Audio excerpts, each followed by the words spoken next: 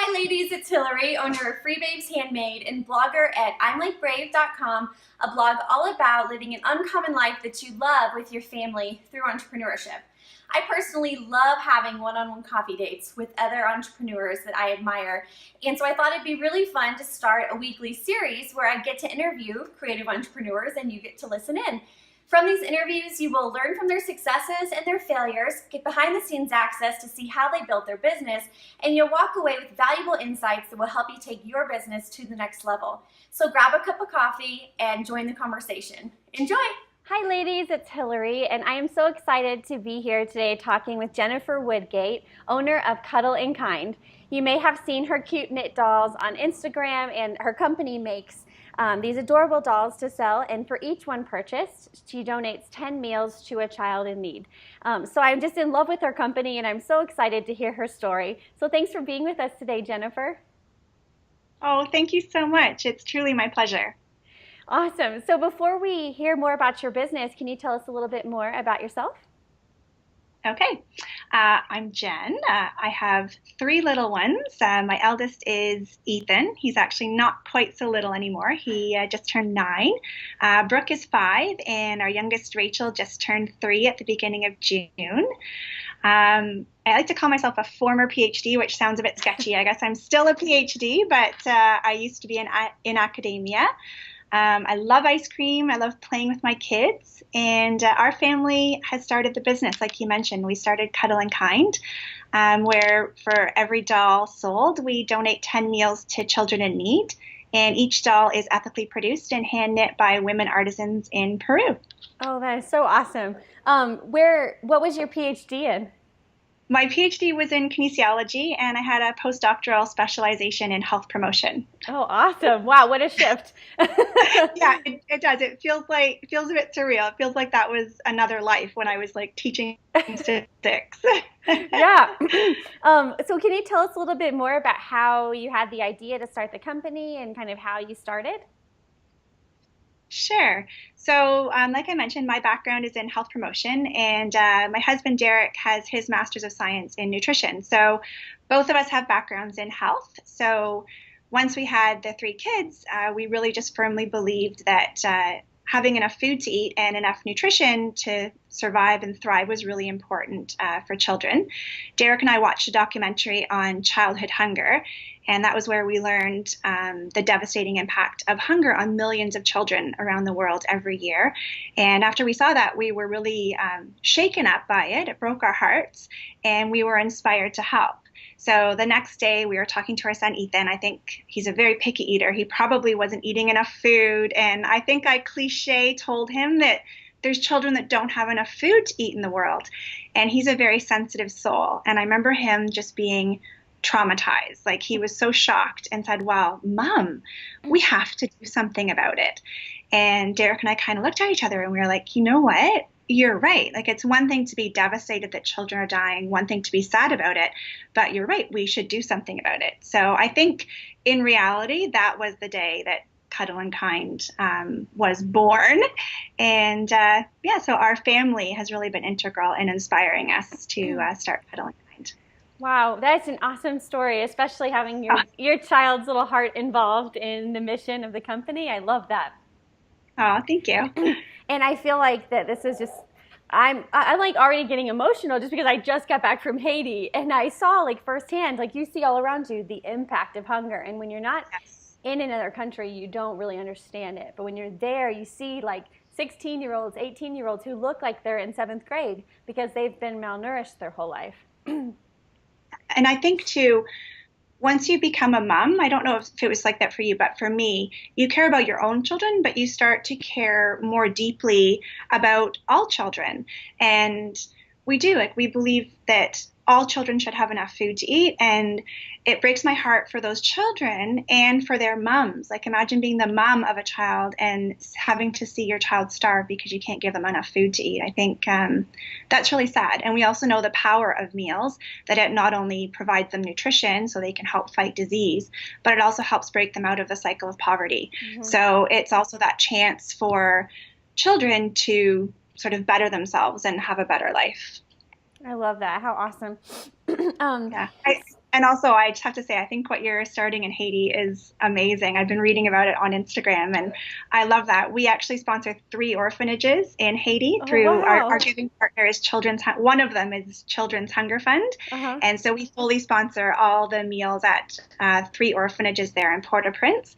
And so we provide all the meals for 150 students Oh there. my goodness. So, yeah, so I think what you're doing in terms of providing them with jobs and a trade is awesome. Thank you. And that's awesome. So I was going to ask more about just how it's structured, like where you give the meals to, or do you just partner with orphanages all around, or? No, so that's one piece of the puzzle. So for every doll you purchase, we donate 10 meals. So that's tangible. We're transparent about it. It's not a percentage of profits. It's that 10 meals go to children. And we have giving partners. So we've been very fortunate in being able to partner with Children's Hunger Fund, like I mentioned. So one arm of that is the 3 orphanages in Haiti, but they also provide food packs in North America. And then our main giving partner is the World Food Program. And that was actually one of the big thrills, or a big excitement for us was to be able to partner with them. That was just a dream. So they're the largest humanitarian aid agency in the world, helping to fight hunger. So they provide meals to over 18 million children, and I believe it's between 50 and 60 countries around the world. And their meals are amazing too because they're school meals. So that was one of the things I was really attracted to with World Food Program. So not only are they getting food for a lot of the children, it's their only meal of the day, but it also is an incentive for them to get an education and go to school. Mm. Being a woman, and probably you too, or some of the listeners, being a women entrepreneur, that to be able to empower girls and women is amazing. We know what positive change can happen from that. And with these school meals in a lot of the poverty stricken areas, they're incentivized to send more boys to school than girls. So having a meal provided at school, more girls are getting an education. And we know that's the first start for girls to start to break out of the cycle of poverty. And if you can educate a girl or a woman, she has her children later in life, she gets married later, so she has less mortality during childbirth.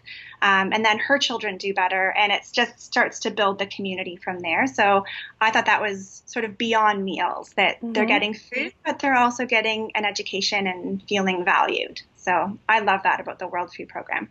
That's awesome. Yeah, when I was in Haiti, I totally know what you're saying. Like a lot of the boys, there's an emphasis on like the men getting educations and then either leaving and coming back, or like they don't get educations and they go to Peru or Chile and they get jobs as farmers and then wire money back to their families. But it seems like all too often the focus is on the man, or which one will be smart enough to get out of here. But the women are Right. left behind and they're not Yes. empowered. Yes, and women tend to build community and look after family. So if you can help a woman break out of that cycle, that they tend to bring their community and their children along with them, which is really nice. Awesome. So tell us a little bit more about the kind of the details of starting a business like this. I mean, obviously you had to find a manufacturer that fit in with your mission, and then you had to partner with organizations, and then just basically you had to build a business like all of us. So give us a little insight on how you learned to do that and how you grew it. Okay. So we grew so quickly. Our initial success on Indiegogo was amazing. It was more than we ever could have dreamed of it being. But it also meant that we really needed to scale up quickly. Fortunately, we have a great friend that Derek and I have both known since high school. Derek and I met in high school. We're that cliche. His name's Jim. And Jim was at that point in his life where he was also really ready to be involved in a business that made a difference. And so as we had been talking with him over the previous year about our idea to start Cuddle Kind, that was something that he was really excited about and really ready to do in his life. So he joined, and he's been a huge help. So other than Jim, we needed a lot of help with customer service right from the start. We really wanted to make sure that we had great customer service and that we were able to get back quickly. So we have help with customer service. We also have someone to help with graphic design. So full-time and part-time help. Awesome. And who takes all of your imagery? I mean, it's always awesome and bright and beautiful. Aw, thank you so much. So that was actually our family photographer. Her name's Hillary from One for the Wall Photography, and we love her. She's super fun and obviously talented. So she knew us and our kids, and originally our kids were our only models. So we just said to Hillary, like, could we bring some dolls and we'll take pictures of our kids with dolls? So we did that last summer. So the summer of 2015. And then we actually did a video, which is what we used to launch our Indiegogo campaign. And again, it was our kids in our house. So that was a bit of a circus, but it turned out great. Everyone cooperated. Yeah, so she's wonderful. Awesome. So what has been your biggest failure so far? You know, you've only been in business since last September, and you said you've been prepping even before that. But out of everything you've done, what's been the biggest learning lesson and the biggest failure? Yeah, I think the biggest failure and source of stress for us was, like I said, we started with an idea. So the idea to create dolls and that they would donate meals. And we were on the crowdfunding site Indiegogo, which essentially is where you have supporters who believe in your cause and pre-purchase your product. So they would pre-purchase a doll for us. So this was in September of 2015.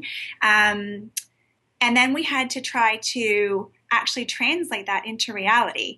So we were basically learning how to start up our business while we were in business, and with a shot clock. So with the holiday season, so most people that were purchasing their dolls wanted them for the holidays, obviously.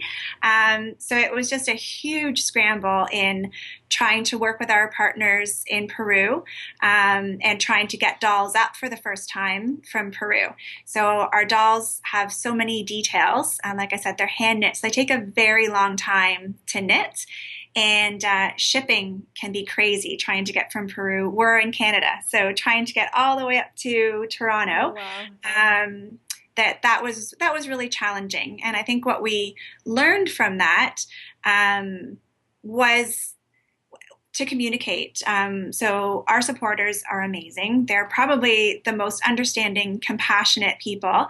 And we just made sure to be transparent and to communicate with them all along the way about what was going on and about all the steps that we were taking to try to get dolls to them as quickly as possible. Derek and I stayed up nights writing hand notes to send to them. We were expediting shipments up from Peru. We were trying to hire and train more knitters on the fly.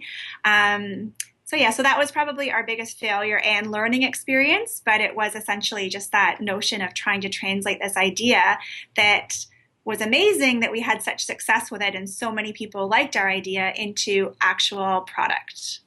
Yeah, I guess like something like Indiegogo would be both a blessing and a curse. A blessing because you have so much support and funding around you, and then it's like you actually have to follow through with it. But that's also a great thing because you have to do what you said you would do.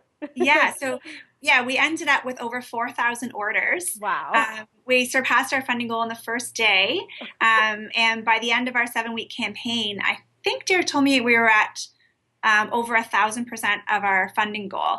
Wow. So it was so rewarding and such a thrill, and I say as well a relief to hear that our idea resonated with people, that there were other people that liked our idea and wanted their purchases to make a difference. So exciting, such a relief, but also, pretty stressful to then try to get enough products up. Yeah, that's awesome.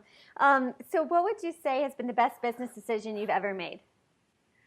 I think that our best business decision probably was going with our giving partners. So, because we were trying to figure out how to be transparent, how to be authentic with our giving. And we decided that, that was part of the business that if we could work with verified, trusted giving partners and that they would then be responsible for actually donating the meals on our behalf, that would be something that they could provide they have more efficiency than we could in sort of trying to provide meals as well. And it would also be something that our customers could trust, and they were amazing. Like I had said to you earlier, the school programs were great. So that would be one thing. And then I think a second thing was with our growth being so quick and our challenges in operations, hiring Jim was also such a blessing. So much help for us. Mm-hmm. That was great. Awesome. Yeah, I like what you said about partnering with organizations that were already trusted, already had the resources and the relationships. Because sometimes, like, well, it just goes back to the old notion of you shouldn't have to reinvent the wheel along the way. So if someone's already doing it, your dollars will go further partnering with them than they would if you started from the ground up. Yes. And then I also think that we were already then trying also to focus on, oh, let's also help by providing a fair trade, sustainable income to the artisans in Peru. So we were already working really hard in trying to establish those relationships that I think it would have been too much if we were trying to juggle everything. And we really respect what the things that our giving partners are doing. They're wonderful. Yeah, I love that. So how do you market your business? Like, has it been the same since you started? I mean, obviously you got a lot of hype from Indiegogo, but how have you kind of kept the hype coming? So yeah, so a lot of awareness originally from Indiegogo, and then things were quite slow after Indiegogo. So I'd say after the holiday season, that first quarter of this year was pretty slow, which was a bit of a blessing for us because we were just running at 100 miles an hour trying to go and get everything ready for Christmas. So we were able to sort of build up some inventory, do some more training, and build the relationships in Peru. And it's actually only just been the last like month or two we've been trying to figure out what our next strategy for marketing will be. We just launched a new collection, so there are little dolls in April. So they're the same 9 characters, but they're just a smaller size. They still donate 10 meals as well. So that created, I think, through Instagram and Facebook, just launching that new collection created a bit more awareness for us. But that is, I think, something where we have a need right now in our business is to try to learn more about how to market and on a smaller budget. We've started testing out some Facebook ads, but they're still so new that we're not sure how they're performing yet. So we also have some collaborations on Instagram that we're just starting to do. So I'm hoping that might work out. But yeah, we're looking for more suggestions on how to market, and we'll see. Yeah. Well, do you do any wholesale or is it just retail? No, so it's just retail, with paying the fair trade wage to our artisans for the knitting and providing the meals. That it would be really, really challenging for us right now at this stage of the business to do any wholesale. So right now, it's all online. Awesome. Well, I'm definitely not a marketing genius, but I want to share something with you. Do you know, like, this is what my husband learned this in his business course like 5 years ago, and it just has stuck with me. The best way to market is, it's this analogy about a lumberjack and a forest. So a lot of businesses think you're just the one person in your customer. Okay, this analogy is not going anywhere. Hold on a second. The trees are your client. Okay, pretend the tree is your client, and the lumberjack is just the guy who cuts down the trees. Instead of you going straight to each tree and chopping them down, you make a relationship with the lumberjack who already has everything in place and already like gets the whole forest or something. So basically, like, a good way, I think, for your company especially would be make those relationships with the people that are already in front of the client. Yes. But like you said, through Instagram partnerships or, just like strategic relationships and partnerships. Yeah, so that's what we're trying to work on now. Like we said, we're just such a young brand still, so we're trying to raise awareness and market at the same time. So as we grow, I think that will become easier because when we reach out to people, they won't be like, hey, you're just like a little startup company. But I think as we grow and have been around for a little bit longer, that will probably get easier. Totally. And you have such a great mission to go along with it. I mean, it should be a piece of cake, I think. Thank you.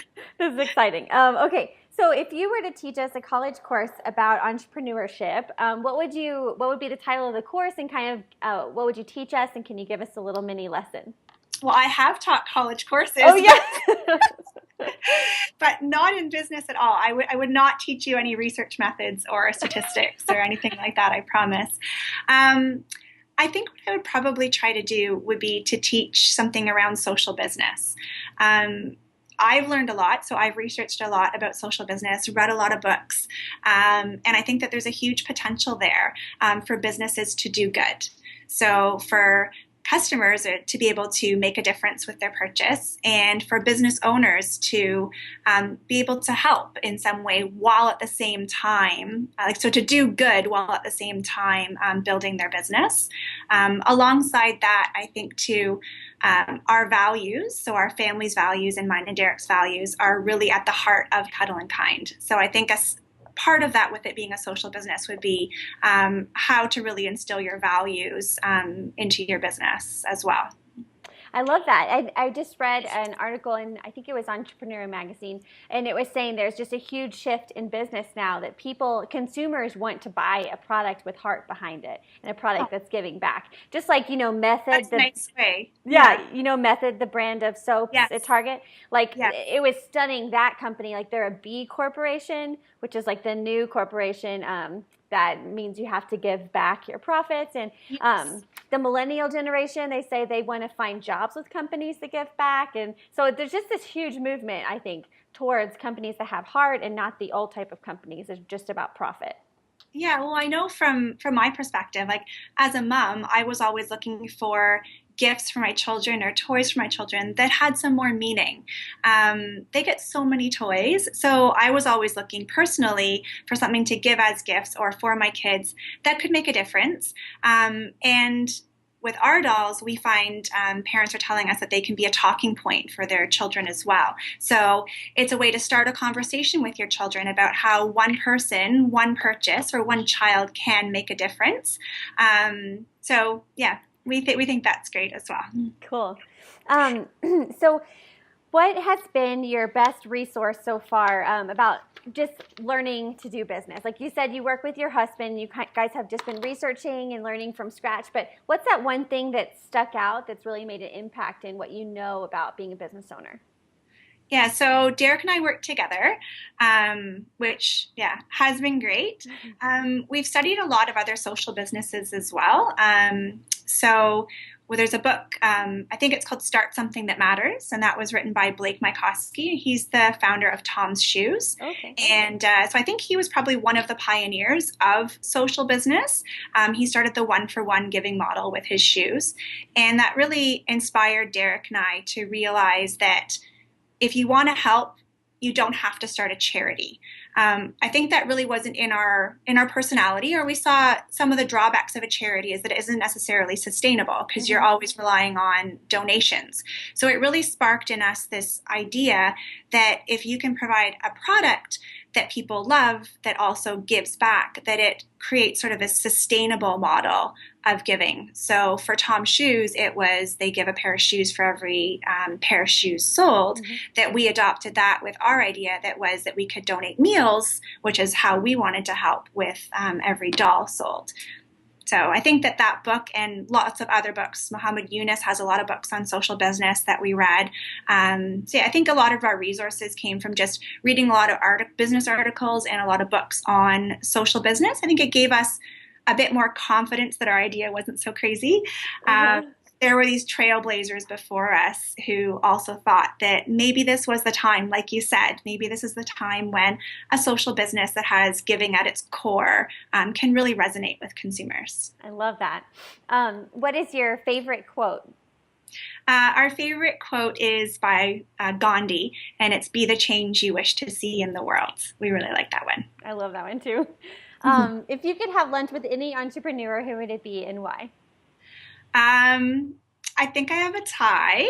So I would love to talk to Blake Mycoskie of Tom's. Oh my gosh, the knowledge and experience that he would have would be incredible. And also Lauren Bush started Feed, which also donates meals. She sells handbags, and she donates meals with the sale of her handbags. And I would love to, first of all, just thank both of them. We're so grateful that they introduced the idea of social business, that business can be good, and to have lead an example for others. And I think I would probably ask them what's on our minds right now. So marketing, how to raise awareness, and how to get your story out. Because I think when you're a social business, you tend to have a story, you tend to have a message or like we're a family with a mission to feed children, that how to get that story out so that it resonates with people. Awesome. What are you most excited about for your company in the next 5 years? We are most excited about hopefully continuing to scale up and to be able to provide more meals. We would love to be able to expand the number of giving partners that we partner with so that we can provide more meals, and more countries would be great. I'm also personally excited. I like to think up the new doll characters and give them names. They all share a birthday with one of our family members. They get personalities. So I have a whole bunch of dolls in the works that I would love to be able to release. So in a dream world, I would have all of those characters be able to come to life in the next 5 years. I think that would be great. Awesome. Do you foresee yourself staying the creative director, like the one in charge of coming up with the designs? Well, we're trying to hire for that position right now. We're screening applicants. I think that we need some additional help in that role because I'm limited by time. So I still have Rachel, who's little, at home with me. And I do want to have a balance with that. I know some people are wonderful with being able to work from home and have a toddler on their lap, but I find that she like presses buttons or asks me to get off the computer. So I haven't been great at juggling that. So I would love it if I could sort of come up with the big picture vision and then have somebody be able to do a bit more of the practical day-to-day execution. Would be great. Cool. Yeah, that would be really nice. And then what would you remain responsible for in the company, like long term? So I think same thing. So maintaining that vision. So I think the vision of your company and staying true to that is really important. So I think I would try to stay with that big picture of who are we as a company? What do we stand for? What do we look like? What do we believe in? And making sure that we continue to abide by those values. And I think the doll design would probably be something that I would keep doing. I would probably still want to think up the next characters, and yeah, I would probably still do that. maybe offload some of our photo shoots, as those are some of our fun but unglamorous moments, to someone else. But yeah, I would probably still keep the doll design. Awesome. That's so fun. It's just so fun to say you design dolls for a living. It's like, you know how fun it is to be able to name your child? Well, to be able to name all of these characters is the funnest. That's awesome. So do you have any parting advice for all of the entrepreneurs that are listening out there, or all of the women who are considering starting a business? I guess I would say to follow your passion. When you love what you're doing, I find it doesn't feel like work. It feels like it's your life. And I think that that's a good way for it to be. I know Derek and I have found having a social business very fulfilling. Being able to measure the success of our business, not just in dollars, but in the difference that we've made or the people that we're able to help, has been a huge source of joy. So I would recommend that anyone considering a social business to give it a try. That we found it's been a thrill, and I think they should try it. I love it. That reminds me of that quote, like, don't be a person of success, be a person of value. Same with your business, being a business of value is just so fulfilling, I feel like. And when you get those days that every entrepreneur goes through where you're just tired and overwhelmed, like having that heart and that value that you're giving, like I feel like will always keep you going. For sure. I think that for us too, like there's always challenges, that having that bigger sense of purpose that's bigger than us really helps you keep the big picture in mind, that you're trying to make a difference. I love that.